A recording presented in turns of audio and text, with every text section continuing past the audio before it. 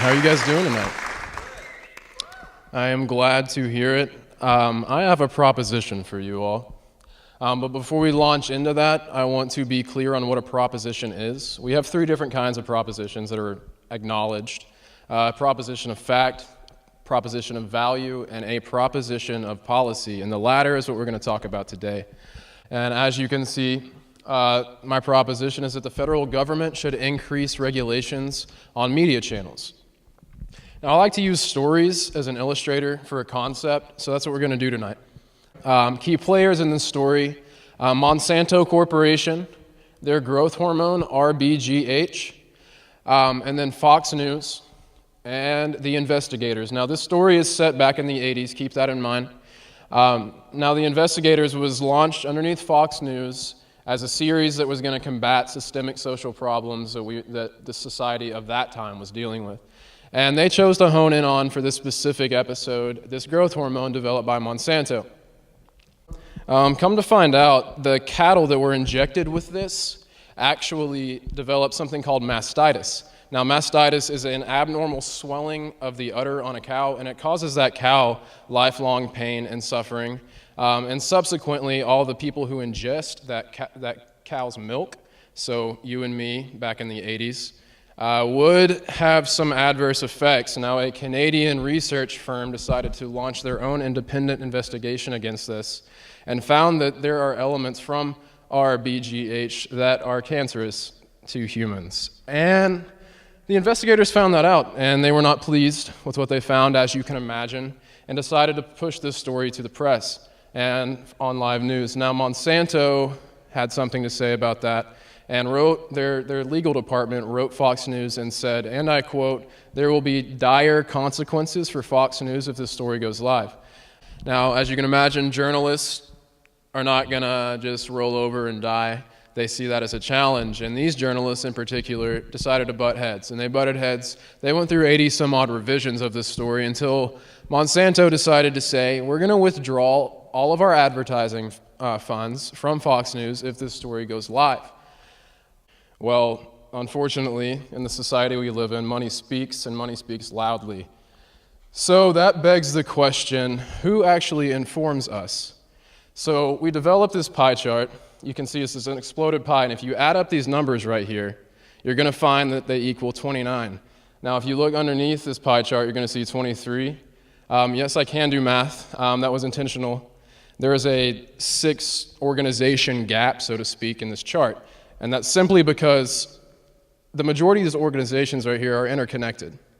That just means that they have stake in multiple media channels, whether it's TV and radio, cable and telecommunications, print media, or internet.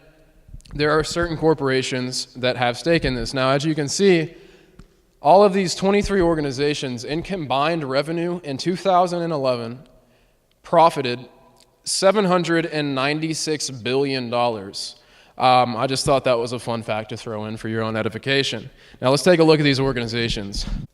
For example, Viacom has your channels like MTV, VH1, CMT, Logo, Comedy Central, everything that our nation's youth takes in on a daily basis, so to speak. Now, News Corporation, the next one you see, is the entity that owns Fox News and owns other ones like National Geographic, FX Dow Jones, North American Marketing Group, which is slightly disturbing that they own a marketing corporation as well. And then you see Comcast Corporation, which owns a lot of your cable networks as well. Now, I wish I had a bigger slide to show you because I couldn't fit all of the organizations that fall underneath these conglomerates, but trust me, they're there. I encourage you to go pull that for yourself and see just how massive these are. Now, this begs another question, or illustrates a problem, rather, that the information that we see on a daily basis from mass media is intentional, it's framed, it's biased, and it is designed to alter our schemas. So what does all that mean? Something that's intentional is developed with purpose. So a message from an organization is developed with purpose, and therefore framed, which means that the message is developed to alter your perception of the entity delivering the message. They want to reflect light on themselves positively from these messages. For example, Monsanto with Fox News. They did not want this story being published because it was framed in such a way that made them look bad, but that was the truth, so they were afraid of that.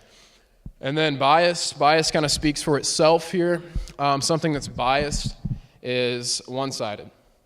So Monsanto wanted their story being published and not the investigators. And all three of these things tie into what a schema is. Now, a schema is a psychological concept that basically states everything you take in on a daily basis alters your perception of reality, be it music, something you read, something you see, something you hear from someone else, something you eat even. Everything that you interact with has the potential to shape and does shape your reality. But the flip side of that is also the implication that you can shape your own reality and your own schemas, which is very true. Now, this means that a lot of the information you see in mass media on these big conglomerate organizations is lacking in quality because it's biased, it's framed, it's intentional, therefore altering your schemas. Now, this little flow chart I developed here is a very basic outline of how information flows in our country. So say you have corporate America like a Walmart, and they tell their PR department, which is represented by that question mark and the arrow, that's the message that corporation sends. So a PR department is something called a gatekeeper. They control the flow of information inside and out of an organization. Now, gatekeepers are very concerned with how their company, their organization is viewed by the public, so of course they're going to make those messages specifically catered towards the audience. And then so it goes from corporate America and then to mass media channels. Now, these mass media channels, these entities in and of themselves are gatekeepers. Whether it's a broadcast news network, that journalist would be a gatekeeper. Whether it is a print publication, that news editor or the journalist developing the story would be a gatekeeper. All, again, very concerned with the way that their company is portrayed. And then it goes to you and me, the public. And what we see, as you've learned thus far, is that there are organizations that control all of these platforms. So whether you're looking at it on your phone, a TV, a newspaper, a tablet, does not matter, all coming from the same sources, essentially. The good thing about this is that there's a solution.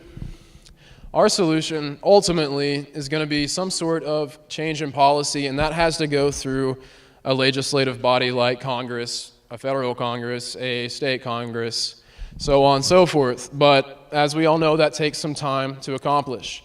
Until then, we have developed this site for you as an alternate source of information that is independent of all these mass media channels. So you can be guaranteed that the information that you see on this site and the organizations that you see represented on this site have no affiliation whatsoever with these major conglomerates, hopefully alleviating some sort of bias that you may feel from these other organizations. Now, our ultimate vision for this is it's going to be a database. It's going to be a database of organizations, but if you go on the site right now, you don't see any. Well, that's the vision for this site. Here pretty soon, we're going to be compiling, going around the nation, finding these organizations that are actively working to better some facet of society. So let me give you a hypothetical scenario here. Say there is a 17-year-old girl, incredibly enthusiastic, from Albuquerque, New Mexico, who wants to get involved in bettering the quality of Albuquerque's water supply. Well, where does she go? How does she know what organizations are actively working on this? Well, she can go to this site. She can click on New Mexico on a map. She can click on Albuquerque. She can click on water, and she can find every single local organization that is actively working on the systemic problem. We think it's pretty neat. We think it's going to be a valid resource for people to pull from. Now, until then, Josh, that's going to take a long time. I realize that. So we developed some daily techniques that you can use that are going to help you with this issue. First of which, don't take push information at face value. Always cross-check your sources. That is unbelievably important. I can't stress that enough. Push information is, say you're watching the Super Bowl and you see a commercial. That is a push notification to you. You don't have to actively go out and pull that in, which is the flip side of this. So we are encouraging you to go and pull your own information out. Be aware of the basic principle of logic. You cannot prove or disprove anything. You have to be aware. Facts change. Facts are ambiguous. When the Native Americans inhabited this land, They thought that it was a fact in their culture, that it was a mental disorder to own more land than you needed to survive, to take more in than you needed to survive. Obviously, that's changed. Now, you can also simply ask the question, why? You will be surprised, if you don't already know, how powerful that one word can be, followed by that little swoop with a dot underneath it. It's a pretty powerful symbol. Also, just being conscious and aware to these information issues gives you an upper hand. Like I said earlier, this is essentially altering your schema, the way that you're going to interact with the world. I hope it does, at least. I hope you take this and internalize some of it and apply it and see if it works for you. Everybody has an individual way of interacting with things, so hopefully you can pull something from this of value. But until there's a policy change made, until something like that comes along and holds these organizations accountable, which could be decades from now, it could be a year from now, we don't know. It is up to us as individuals to pull truths, pull facts, cross-examine our sources for ourselves. We don't need to rely on other people to do that. We do have the power to do that for ourselves, and I encourage you to do that. Thank you so much for your time tonight. I hope you have a great evening, and best of luck.